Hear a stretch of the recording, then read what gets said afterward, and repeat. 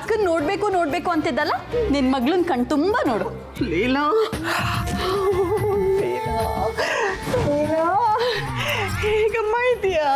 ಅಮ್ಮ ಏನಾಯ್ತು? ಯಾಕೆ ಇಷ್ಟೊಂದು ಎಮೋಷನಲ್ ಆಗಿದ್ಯಾ? ಅದು ನಿನ್ನೆ ಯಾಕೋ ನೀನು ಕನಸಲ್ಲಿ ಬಂದ್ಬಿಟ್ಟಿದೆ ಕಂದ. ನನ್ನ ಮಗಳಿಗೆ ಏನಾಯ್ತು ಏನು ಅಂತ ಎದ್ನೋ ಬಿದ್ನೋ ಅಂತ ಓಡ್ ಬಂದ್ಬಿಟ್ಟೆ. ಇಲ್ಲ ಇಲ್ಲ ಇಲ್ಲ, ದುಡ್ಡು ಜಾಸ್ತಿ ಆದ್ರೂ ಪರವಾಗಿಲ್ಲ ಅಂತ ಟ್ಯಾಕ್ಸಿ ಮಾಡ್ಕೊಂಡು ಬಂದೆ ಕಂದ. ಹೌದಾ? ಓಮಾ, ಅದಕ್ಕೆ ಅಲ್ವಾ ತಾಯಿ ಕರಳು ಅನ್ನೋದು. ಅದು ನಾನಿನ್ನ ಹೆತ್ತಿಲ್ದೇ ಇರ್ಬೋದು, ಆದ್ರೆ ಎತ್ತಿ ಆಡ್ಸಿದ್ದೀನಿ ಕಡೆ. ಓ, ನಿನ್ಗೇನಾದ್ರೂ ಒಂಚೂರು ಆದ್ರೂ ಈ ತಾಯಿ ಕರಳು ಚುರ ಚುರ ಚುರ ಚುರ ಚುರ ಚುರ ಅನ್ನತ್ತೆ. Love you daughter. ಅಮ್ಮ ಅಪ್ಪನ ಜೊತೆ ಕರ್ಕೊಂಬರ್ಬೋದಿತ್ತು ತಾನೆ? ಆಯಾ, ಚಂದ್ರಶೇಖರ್ ಸ್ವಾಮಿಗಳು ಏನು ಹೇಳಿದ್ರು ಹಿಂದೇಟು ಆಗ್ತಾರೆ ಅವರು. ಅದಕ್ಕೆ ಕರ್ಕೊಂಡು ಬರಲಿಲ್ಲ. ಹಾಗೆಲ್ಲ ಮಗಳ ಮನೆಗೆ ಎದ್ದು ಬಿದ್ದು ಹೋಗಬಾರ್ದು ಕಣೆ ಅಂತ ಹೇಳ್ತಾರೆ. ಅವರೇನೋ ಗಂಡಸರು ಎಮೋಷನ್ನ ಕಂಟ್ರೋಲ್ ಮಾಡ್ಕೊಳ್ತಾರೆ. ಆದರೆ ನಾವಿದ್ದೀವಲ್ಲ ಹೆಂಗಸರು, ನಮ್ಮದು ಹೆಂಗಳಮ್ಮ, ಯಾರೋ ಏನೋ ಅಂತಾರೆ ಅಂತ ನಾನು ನನ್ನ ಮಗಳನ್ನ ನೋಡದೇ ಇರೋಕ್ಕಾಗುತ್ತಾ? ಅದಕ್ಕೆ ಓಡಿ ಬಂದ್ಬಿಟ್ಟೆ ಅಲ್ವೇನೆ ರೇವತಿ? ಹೌದಮ್ಮ, ನೀನ್ ಹೇಳೋದೆಲ್ಲ ನಿಜ. ಅಮ್ಮ ಅಪ್ಪ ಯಾಕಿಷ್ಟು ಸಂಕೋಚ ಪಡ್ತಾರೆ? ಅವ್ರು ಬಂದಿದ್ರೆ ಎಷ್ಟು ಖುಷಿ ಆಗ್ತಿತ್ತು ಗೊತ್ತಾ? ಬೇಜಾರಾಗ್ಬೇಡ ಕಂದ, ನಾನು ಬಂದಿದ್ದೀನಲ್ವಾ. ಲೀಲಾ, ಕೇಳೋದನ್ನ ಮರ್ತೆ, ಅವಳೆಲ್ಲಿ? ಅವಳ ಯಾರ ಬಗ್ಗೆ ಕೇಳ್ತಿದ್ಯಾ? ಅದೇ ದೇವ್ ಹೆಂಡತಿ. ಅಯ್ಯಯ್ಯೋ, ದೇವ್ ಹೆಂಡತಿ ಈ ಮನೆಗೆ ಬಂದಿದ್ದಾರಾ? ಅವರ ರೂಮಲ್ಲಿದ್ದಾರೆ. ಯಾಕಮ್ಮ? ಅದು ನಾನು ಅವ್ರ ಹತ್ರ ಸ್ವಲ್ಪ ಮಾತಾಡಬೇಕಿತ್ತು. ಅಯ್ಯೋ, ಅಂದ್ರೆ ಅಮ್ಮ ಅವ್ರ ಹತ್ರ ನಮ್ಮ ಪ್ರೀತಿ ವಿಷಯ ಎಲ್ಲ ಹೇಳ್ಬಿಡ್ತಾರ? ನಮ್ ಲವ್ ಸ್ಟೋರಿ ಇವತ್ತಿಗೆ ಕೊನೆ ಆಗ್ಬಿಡುತ್ತಾ?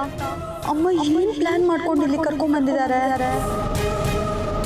ಅದು ಇಲ್ಲಿವರೆಗೂ ಬಂದಲ್ಲ, ಆ ಹುಡುಗಿನ ನೋಡಿ ಮಾತಾಡ್ಸ್ಕೊಂಡು ಹೋಗೋಣ ಅನ್ಕೊಂಡೆ.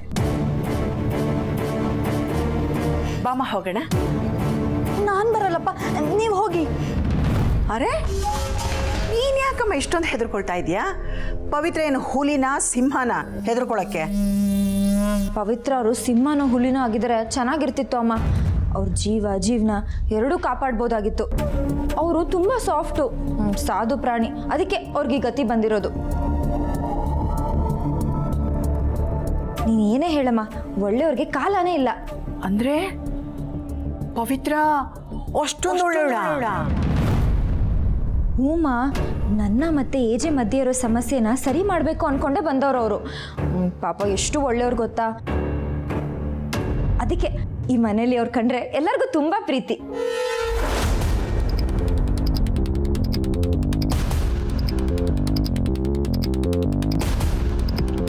ಪಾಪ, ಅಂತ ಹುಡುಗಿಗೆ ಇಂಥ ಗತಿ ಬರಬಾರ್ದಿತ್ತು. ಎಂತ ಗತಿ? ಏನಾಯ್ತು ಅವರಿಗೆ? ಅದು ನೀನೇ ನೋಡ್ತೀಯಲ್ಲ. ಬಾ ನಡಿಮ್ಮ, ಬಾಮ್ಮ. ಅಯ್ಯ,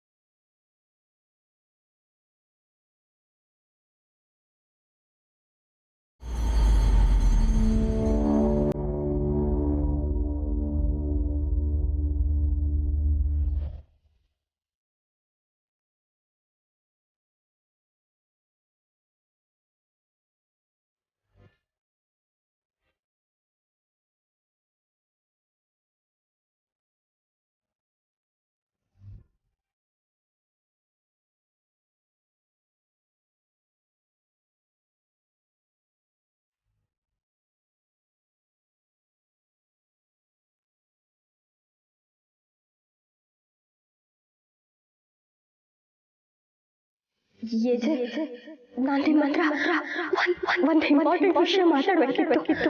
ಮೀಟಿಂಗಲ್ಲಿ 5 ನಿಮಿಷ ಕೆಳಗಡೆ ವೆಯ್ಟ್ ಮಾಡಿ ಬರ್ತೀನಿ.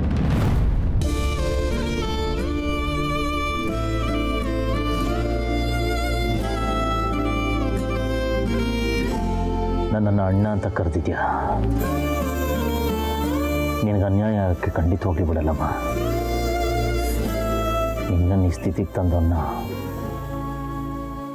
ಡೆಫಿನೆಟ್ಲಿ ಸುಮ್ಮನೆ ಬಿಡಲ್ಲ. Hello mister Ajay.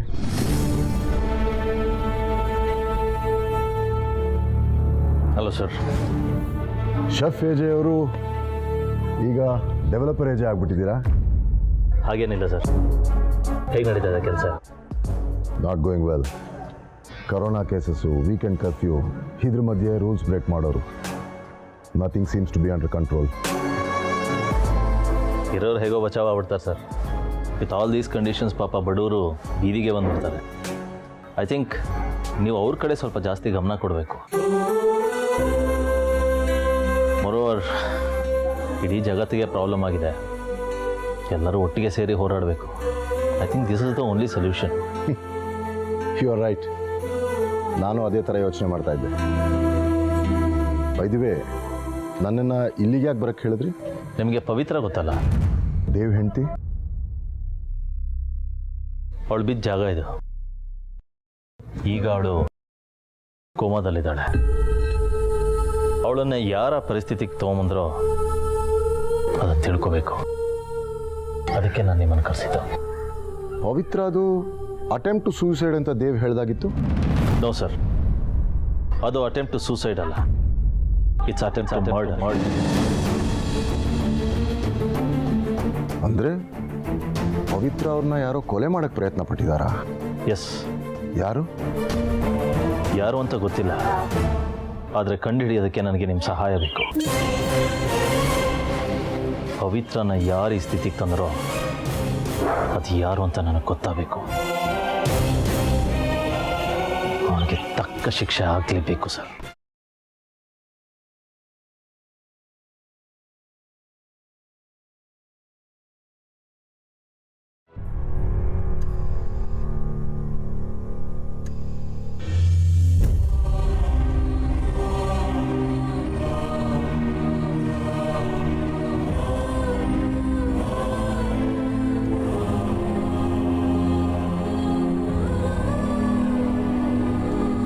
ನೋಡಮ್ಮ, ನಮ್ಮ ಮನೆಗೆ ಬಂದಾಗ ಎಷ್ಟು ಚೆನ್ನಾಗಿ ಓಡಾಡ್ಕೊಂಡಿದ್ರು. ಈಗ ಇವ್ರನ್ನ ಈ ಸ್ಥಿತಿಯಲ್ಲಿ ನೋಡೋಕ್ಕೆ ತುಂಬ ಹಿಂಸೆ ಆಗುತ್ತೆ.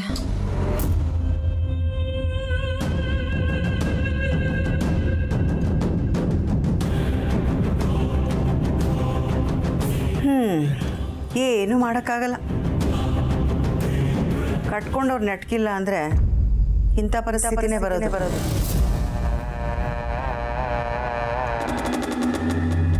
ಏನಂದಮ್ಮ? ಏನಿಲ್ಲಮ್ಮ, ಏನು ಮಾತಾಡೋಕ್ಕಾಗತ್ತಮ್ಮ, ಹಣೆ ಬರ ಅಂದೆ.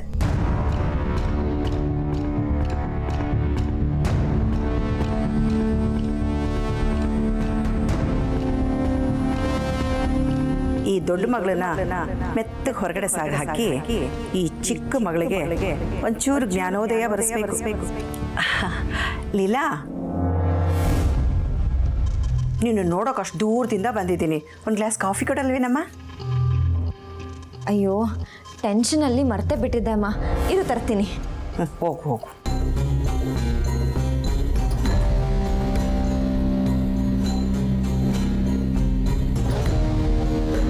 ಬಾ ಕೂತ್ಕೊಮ್ಮ.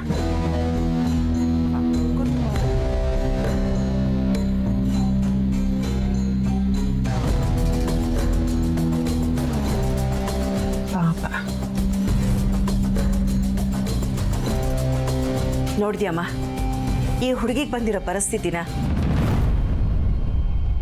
ನಿನ್ನನ್ನು ಮದುವೆ ಆಗೋಕ್ಕೋಸ್ಕರ ಆ ದೇವಿದಾನಲ್ಲ, ಅವನು ಈ ಹುಡುಗಿನ ಇಂಥ ಪರಿಸ್ಥಿತಿನಲ್ಲಿ ಬಿಟ್ಟು ಹೋಗಿದ್ದಾನೆ. ಒಳ್ಳೇದು ಮಾಡ್ತಾನ ದೇವ್ರ ಅವನಿಗೆ.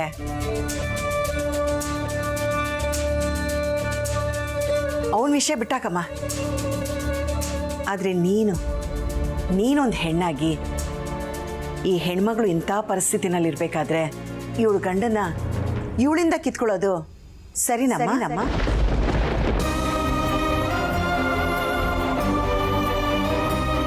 ಅಮ್ಮ ದೇವ್ ಹೇಳ್ತಿದ್ರಮ್ಮ ಇವ್ರ ಗಂಡ ಹೆಂಡತಿ ಇಬ್ರು ಚೆನ್ನಾಗಿರ್ಲಿಲ್ವಂತೆ. ಅಯ್ಯೋ ಅದನ್ನ ನೀನು ಹೇಳ್ತೀಯ, ಅವನ್ ದೇವ್ ಹೇಳ್ತಾನೆ. ಪವಿತ್ರ ಯಾವತ್ತಾದ್ರೂ ಹೇಳಿದಾಳ? ಇಲ್ಲ ತಾನೆ?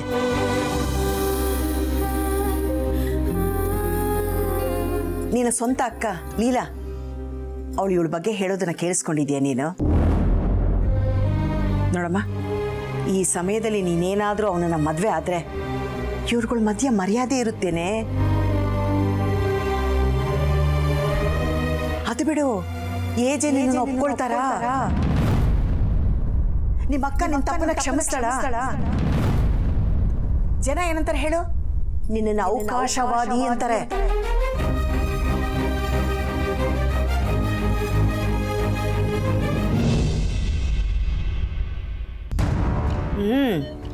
ನಾನು ಹೆಣ್ಣೆತ್ತಿರೋಳು, ಆದರೆ ಆ ದೇವು ಈ ಹೆಣ್ಮಗಳನ್ನ ಈ ಸ್ಥಿತಿನಲ್ಲಿ ಕೈ ಬಿಟ್ರೆ ಮುಂದೆ ಏನು ಗತಿ ಹೇಳು? ನೋಡು, ನಾವು ಸಂಸಾರ ಕಟ್ಕೋಬೇಕು, ಆದರೆ ಇನ್ನೊಬ್ಬರು ಸಂಸಾರನ ಹಾಳು ಮಾಡಿ ಸಂಸಾರ ಕಟ್ಕೋಬಾರ್ದಮ್ಮ. ಪಾಪ ಲೀಲಾ ಇವಳನ್ನ ಇಲ್ಲಿ ಕರ್ಕೊಂಡು ಬಂದು ಹುಷಾರು ಮಾಡಬೇಕು ಅಂತ ಒದ್ದಾಡ್ತಿದ್ದಾಳೆ. ನೀನು ಅವನನ್ನ ಮದುವೆ ಮಾಡ್ಕೊಂಡು ನನ್ನ ಮಗಳು ಲೀಲಾ ಕೊನೆವರೆಗೂ ಇವಳು ಸೇವೆ ಮಾಡ್ಕೊಂಡು ಇಲ್ಲೇ ಬಿದ್ದಿರಲಿ ಅಲ್ವಾ? ಅಮ್ಮ ಪ್ಲೀಸ್ ಅಮ್ಮ, ನಂಗೆ ಈಗಾಗಲೇ ತಲೆ ಕೆಟ್ಟು ಹೋಗ್ತಿದೆ, ನಾನು ಹುಚ್ಚಿ ಆಗೋಗ್ತೀನಿ ಅಷ್ಟೇ.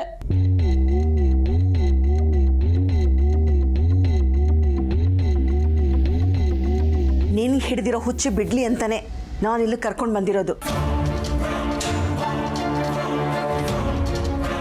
ನೋಡು ಮಗಳೇ, ನಿನ್ನ ಸ್ವಾರ್ಥಕ್ಕೋಸ್ಕರ ಈ ಹುಡುಗಿ ಜೀವನನ ಹಾಳು ಮಾಡಿದ್ರೆ ಆ ಪಾಪ ನಿಮ್ಮ ಅಕ್ಕನ ಸುತ್ಕೊಳ್ಳುತ್ತೆ, ನೆನ್ಪಿಟ್ಕೋ. ಅಮ್ಮ ನೀನು ಹೇಳ್ತಿರೋದೆಲ್ಲ ಒಪ್ಕೋತೀನಿಮ್ಮ, ಆದರೆ ನನ್ನ ಪ್ರೀತಿಗೆ ಬೆಲೆನೇ ಇಲ್ವಾ? ಖಂಡಿತ ಇದೆ. ಈ ಸ್ಥಿತಿನಲ್ಲಿ ನಿನ್ನ ಕುತ್ತಿಗೆಗೆ ತಾಳಿ ಬಿದ್ದರೆ ನಿನ್ನ ಬೆನ್ನ ಹಿಂದೆ ಮನೆ ಹಾಳಿ ಕಳಂಕನೂ ಇರುತ್ತೆ. ಅದು ಹಾಗಾಗಬಾರ್ದು ಅಂದರೆ ಮತ್ತು ನಾನು ಇವಾಗ ಏನು ಮಾಡಬೇಕು? ಈಗ ಸುಮ್ಮನೆ ಇದ್ಬಿಡು.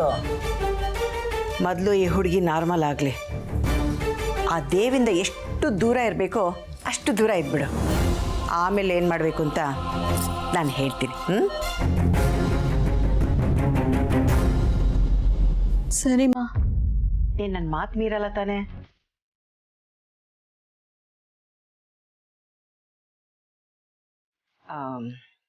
ಏನೋ ನನ್ನ ಮಗಳು ನಾನು ಹೇಳೋದನ್ನೆಲ್ಲ ಕೇಳ್ತಾಳೆ ಅಂತ ನಂಬಿದ್ದೀನಿ. ಒಳ್ಳೇದು ಕೆಟ್ಟದ್ದು ನಿನ್ನ ಮನಸ್ಥಿತಿಗೆ ಬಿಟ್ಟಿದ್ದು. ಪಾಪ ಇವಳು ನೋಡು ಮಗಳೇ, ನಿನ್ಗೆ ಅಯ್ಯೋ ಅನ್ನಿಸ್ತಿಲ್ಲ? ಮಾತಿಲ್ಲ, ಕತೆ ಇಲ್ಲ, ಕೈ ಕಾಲು ಅಳ್ಳಾಡ್ತಿಲ್ಲ. ಇಂಥ ಹುಡುಗಿಗೆ ಅನ್ಯಾಯ ಮಾಡ್ತೀಯ ನೀನು? ನೀನೇ ಯೋಚನೆ ಮಾಡಮ್ಮ.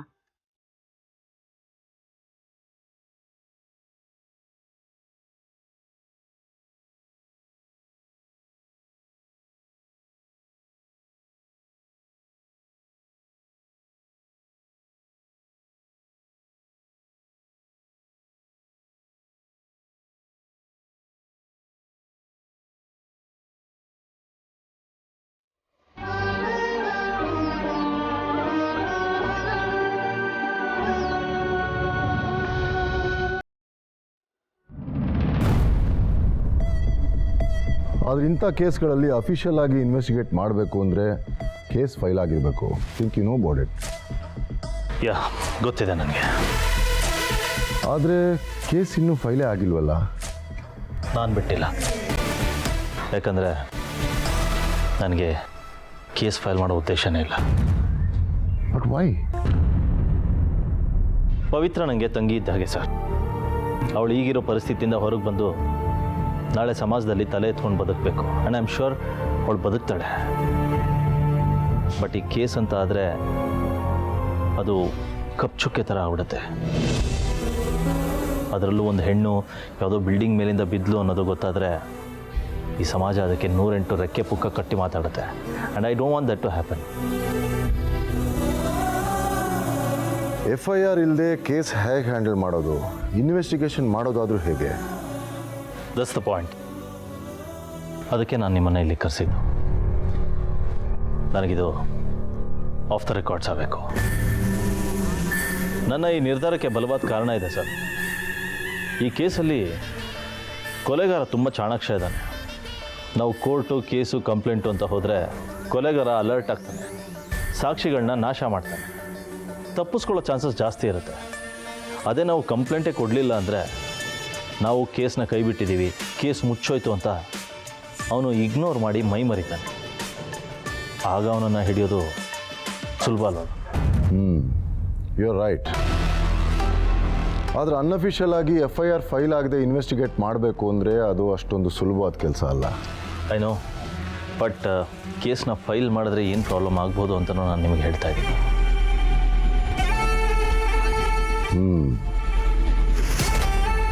ಹಾಗಾದರೆ ನೀವು ಇನ್ನೊಂದು ಕೆಲಸ ಮಾಡ್ಬೋದು. ಸೀಕ್ರೆಟಾಗಿ ಯಾರಿಗೂ ಗೊತ್ತಾಗದಿರೋ ಹಾಗೆ ಕಂಪ್ಲೇಂಟ್ ರಿಜಿಸ್ಟರ್ ಮಾಡ್ಬೋದು. ಸೀಕ್ರೆಟ್ ಕಂಪ್ಲೇಂಟಾ? ಕೆಲವೊಂದು ಸಲ ನಾವು ಮೇಲ್ನೋಟಕ್ಕೆ ಕೇಸ್ನ ಮುಚ್ಚಾಕಿದ್ದೀವಿ ಅಂತ ಪಬ್ಲಿಸಿಟಿ ಮಾಡ್ತಾ ಇರ್ತೀವಿ, ಆದರೆ ಅದನ್ನ ಸೀಕ್ರೆಟಾಗಿ ಹ್ಯಾಂಡಲ್ ಮಾಡ್ತಾ ಇರ್ತೀವಿ. ಆ ಥರ. No sir, I am not okay with this. ಏಕೆ? ಯಾಕೆಂದರೆ ನನಗೆ ಡಿಪಾರ್ಟ್ಮೆಂಟ್ ಅವ್ರ ಮೇಲೆ ವಾಟ್? Yes sir. ಆದರೆ ಸಾಕ್ಷಿ ಇಲ್ಲದೆ ನಾನು ಯಾರ ಹೆಸರನ್ನು ಹೇಳೋದಕ್ಕೆ ಇಷ್ಟಪಡಲ್ಲ. ಸಾಕ್ಷಿನ ಹುಡ್ಕೋದಕ್ಕೆ ಮ್ಯಾಕ್ಸಿಮಮ್ ಪ್ರಯತ್ನ ಪಡ್ತೀನಿ. ಸತ್ಯನ ಹೊರಗೆ ತರೋದಕ್ಕೆ ನನಗೆ ನಿಮ್ಮ ಸಹಾಯ ಬೇಕು, ಪ್ಲೀಸ್. ಸರಿ, ನಿಮಗೋಸ್ಕರ ನಾನು ಕೇಸ್ನ ಅನ್ಅಫಿಷಿಯಲ್ ಆಗಿ ಹ್ಯಾಂಡಲ್ ಮಾಡೋಕ್ಕೆ ಒಪ್ಕೊತೀನಿ. Thank you. ಕೊಲೆ ಮಾಡೋಕ್ಕೆ ಪ್ರಯತ್ನ ಪಟ್ಟಿರೋನ್ನ ಸಾಕ್ಷಿ ಸಮೇತ ಹಿಡಿತೀನಿ, ಸತ್ಯನ ಹೊರಗೆ ತರ್ತೀನಿ. Thank you very much sir. My pleasure. ನಾನು ಸ್ವಲ್ಪ ಡ್ಯೂಟಿ ಕಾಲ್ ಇದೆ, ನಾನು ಹೊರಡ್ತೀನಿ. Sure. I hope this meeting remains between us. Not to worry at all, Ajay. ಬರಲಾ? Thank you. ಬಾಯ್.